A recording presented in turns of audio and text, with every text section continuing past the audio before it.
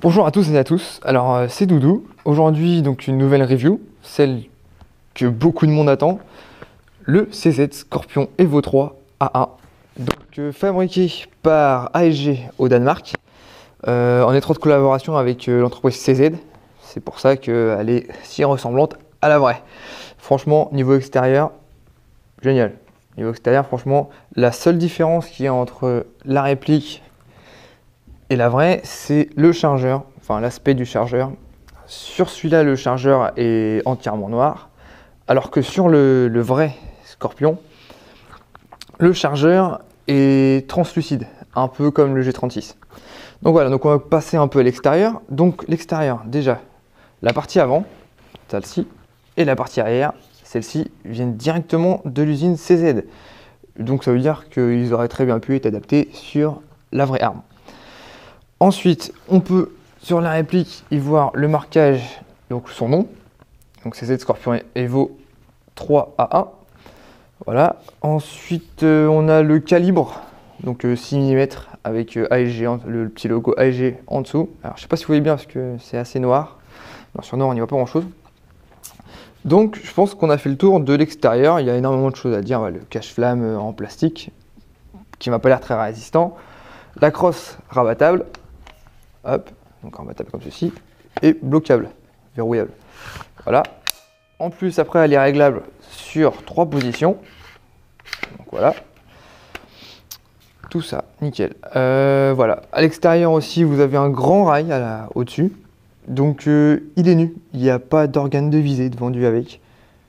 C'est un défaut. Je préférerais dans les moins parce que quand on sait le prix de la réplique, c'est un peu dommage de ne pas avoir mis d'organe de visée dessus. Donc, il y a aussi différents rails de chaque côté, en dessous, pour mettre poignée, tout ce que vous voulez. Au bout, il y a un pas de vis anti-horaire sur lequel vous pouvez mettre un silencieux. Pour certains silencieux, ça nécessiterait excusez-moi.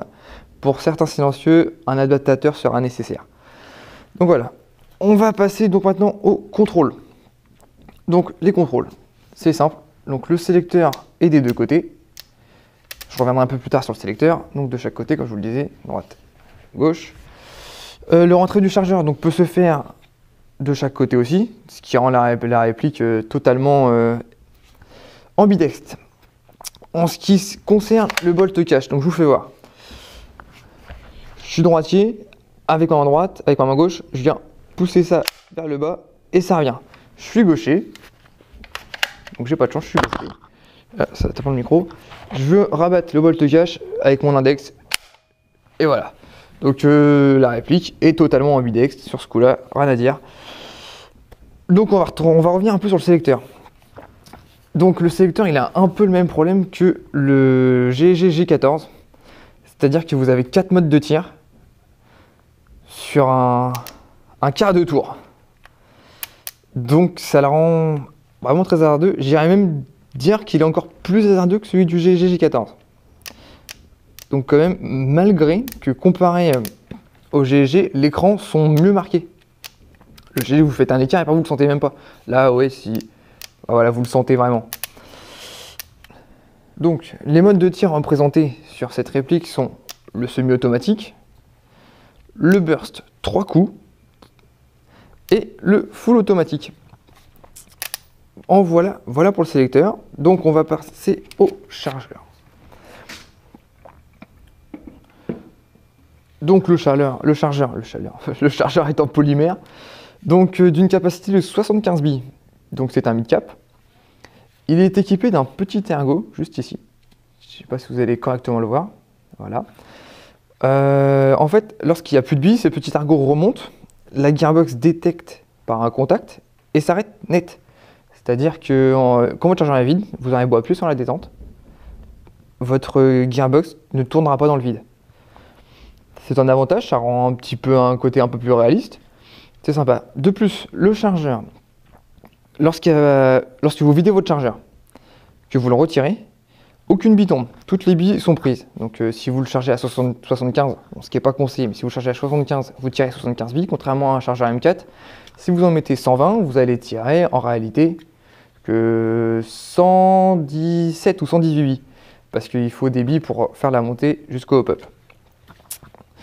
Donc, superchargeur, il a peut-être que la petite patte, je la juge peut-être un peu fragile. Avec le temps, elle risque de se casser. Donc du coup, le chargeur n'aura plus le système d'arrêt comme à l'origine. Au niveau de l'interne, donc c'est une réplique, c'est une tuerie. Vous allez le voir par la suite pendant les tests de tir. C'est vraiment une tuerie. En interne, donc il y a un MOSFET type ASCU directement à l'intérieur, donc détente électronique, ce qui fait que je vais vous faire voir la course de détente, qui est vraiment juste hop, hop, de l'autre côté, vous verrez peut-être mieux, tac, ça tire, tac, ça tire, tac, ça tire. Vous voyez, vraiment 3 fois rien. Ça permet vraiment de pouvoir engager les cibles assez rapidement. Vu que je pense que l'interne est monté aussi en high speed, pardon, de pouvoir vraiment enchaîner les tirs. Franchement, irréprochable. Airsoft Review, donc quelqu'un que j'aime beaucoup ce qu'il fait, a été jusqu'à comparer avec un PTW Systema. Donc pour ceux qui ne connaissent pas Systema, c'est le haut de gamme de la M4 AEG. C'est une réactivité de fou, une cadence de fou. Voilà, le Systema, si j'avais les moyens d'en payer un, je m'en serais payé un, mais je les ai pas eu. Donc, à l'intérieur, on retrouve un ressort. Alors, je sais plus le type exact, mais il est 15 fois trop fort. Vous verrez pour ça pendant le chronie. Une tête de cylindre, un nozzle plastique, taple plate plastique, un piston, donc avec seulement 4 dents en métal. C'est dommage, ils auraient peut-être pu mettre la totalité des dents. Les engrenages. À noter que vu que la réplique fonctionne avec un MOSFET interne, il n'y a pas d'anti-retour. Alors à l'intérieur de ce que j'ai pu voir de la review de mon confrère d'Airsoft Review, oui, l'interne elle est vraiment très soignée. Donc voilà, on va passer au plus et au moins. Donc les plus, l'esthétique qui est vraiment juste nickel. Franchement, quand on sait que la pièce avant et la pièce arrière viennent directement de l'usine CZ, on ne peut pas avoir plus de ressemblance avec la réalité. Le MOSFET interne, qui est génial. Et n'hésite pas d'upgrade. Donc voilà, donc pas d'upgrade, ça évite de faire des frais en plus. Donc les frais que vous n'allez pas faire en upgrade, vous allez les faire pour mettre des sights, un viseur, une poignée, voilà. C'est une sorte d'économie. Bon, vu le poids de la réplique, je sais pas si on peut vraiment parler d'économie. Ensuite, un autre plus, un réplique totalement made in Europe, quoi. C'est déjà ça. Bon, c'est pas la France, mais c'est l'Europe, donc c'est pas à plaindre. Les moins, la batterie se loge ici. Vous pouvez pas mettre grand chose comme batterie dedans. Je pense que je vous expliquerai un peu plus tard dans la review quelle batterie rentre et quelle batterie rentre pas. Le sélecteur de tir à hasardeux, encore une fois, c'est encore dommage.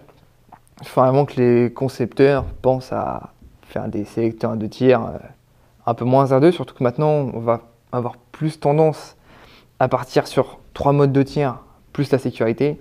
Il va peut-être falloir penser à faire des sélecteurs avec un angle un peu plus large. Et le manque d'organes de visée. Le manque d'organes.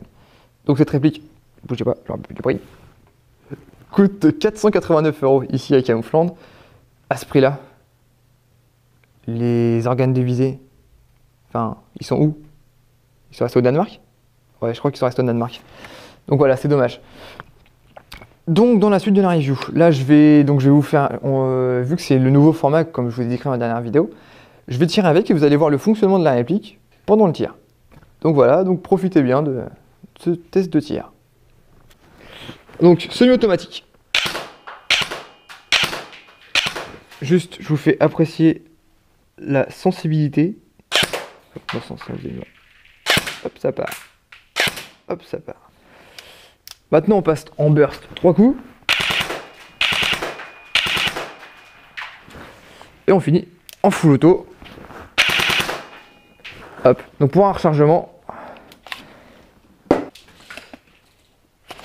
Donc voilà. Donc une fois que vous allez réengager votre chargeur, la réplique ne tire pas. Elle ne tire pas du tout. C'est parce qu'il faut abaisser ce petit levier vers le bas, comme ceci. Et là, normalement, elle va retirer. Et voilà, magique. Donc, encore du semi, du burst 3 coups. Et on finit en full, il ne doit plus rester grand chose. Et voilà. Voilà, donc j'espère que c'est dans ce tir où c'est que vous avez pu voir la réplique en action vous a plu. Et n'hésitez pas à à dire dans les commentaires si ça vous plaît de voir la réplique en action comparée à avant. Bon, maintenant on va passer au test chrony. Passage au chrony du Scorpion Evo 3 à la bille 0,20 g Tanio Koba.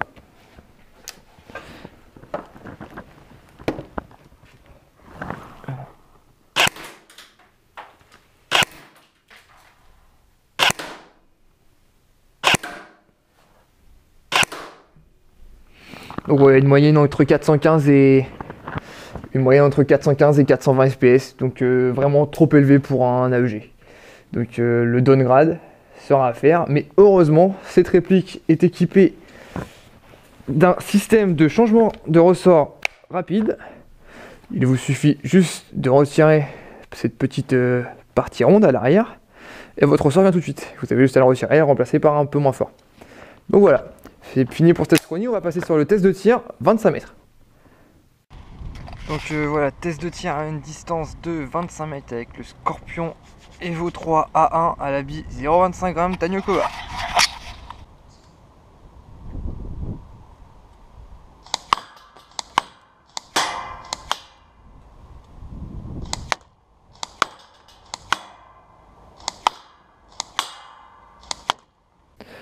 Donc voilà, première débrief de la première séance de tir sur 25 mètres avec le Scorpion Evo. Donc, alors je pense que vous y voyez assez bien. Alors, pour une réplique qui ne dispose pas d'optique de visée, enfin d'organe de visée, et avec un fort vent de travers, je tiens à le préciser, c'est vraiment pas mal. Vraiment pas mal, si vous comparez par rapport aux autres répliques, c'est vraiment nickel. Pour l'instant, ça se passe assez bien, donc voilà. Donc on va enchaîner maintenant sur le tir sur 50 mètres avec le Scorpion Evo 3.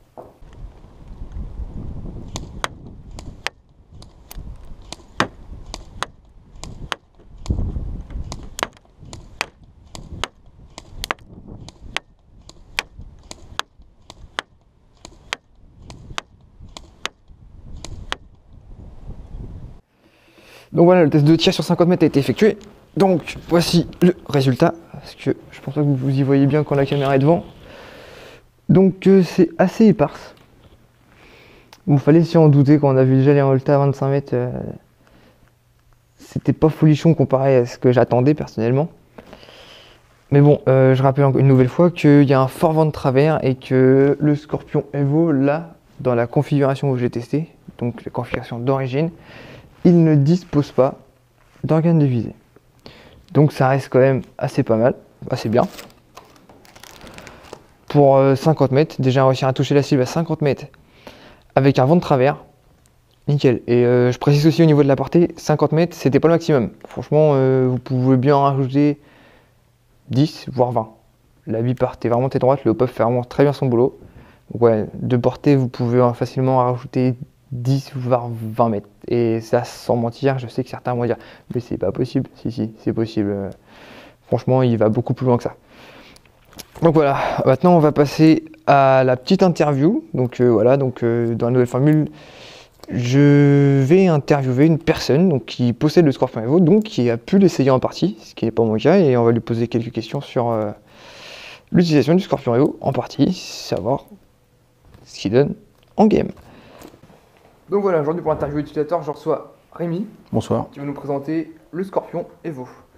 Donc Rémi, avant le Scorpion, qu'est-ce que tu avais comme réplique? SIG 556 Shorty de chez King Arms. D'accord. Et pourquoi avoir acheté le Scorpion? Pour le look, puis c'est un coup de cœur. Juste pour le look en fait? Oui. Donc est-ce que tu étais au courant des caractères, des performances? Non, pas du tout. Donc tu es agréablement surpris oui. sur le terrain. Ah oui. C'est le cas de le dire, parce qu'on a pu voir. Est-ce que ça a changé ton style de jeu sur le terrain? Oui. De quelle manière? Bah, l'ergonomie, la rapidité d'action, et c'est plus pratique. Disons qu'elle est plus légère et par rapport à une réplique longue, c'est plus agréable, quoi. Donc tu peux te dépasser beaucoup plus rapidement bien sur sûr, le terrain. bien sûr, oui. Plus qu'elle a une portée qui est assez monstrueuse. Oui, effectivement, donc ça aide. Donc maintenant tu vas nous faire voir comment tu l'as équipé.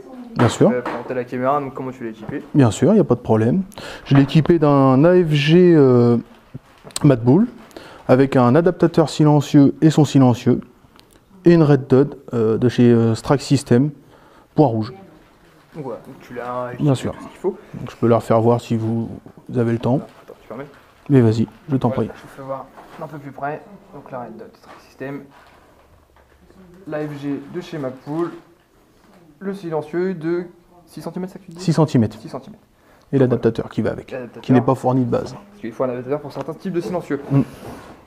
Donc Rémi, est-ce que tu as l'intention de changer quelque chose en interne? Non. Canon de précision? Non, pas rien du tout. Elle est très bien comme elle est. Et je pense qu'il n'y a pas besoin d'upgrade pour avoir mieux, quoi. Il n'y a Donc, pas mieux. C'est une réplique sortie de boîte qui est utilisable directement, Directement. sans aucun d'autres frais à prévoir. Non. À part, bien sûr, Bah, à part les batteries, à la limite. les batteries et tout ce qui est optique, tout ça. Bien sûr. Ok, d'accord. Bon, bah Rémi, je te remercie Mais c'est pour cette moi. interview. Et puis, je pense qu'on fera peut-être pour une prochaine Avec plaisir. interview, vu que tu as beaucoup de répliques. Oui, Donc, merci. avec plaisir. Donc voilà, la revue du Scorpion Evo 3 est donc terminée. J'espère qu'elle vous aura plu. En tous les cas, moi, ça m'a plu de vous la faire. J'ai vraiment découvert une superbe réplique. Au début, j'étais vraiment pas très chaud. Parce que esthétiquement, elle me plaît pas des masses. Mais vu les performances, peut-être que je vais me l'acheter. Donc voilà, donc n'hésitez pas à liker ma page Facebook ou à vous abonner. Voire même pourquoi pas liker la page Facebook de Camoufland. Donc voilà, je vous laisse. Et puis à plus pour une prochaine review. Salut!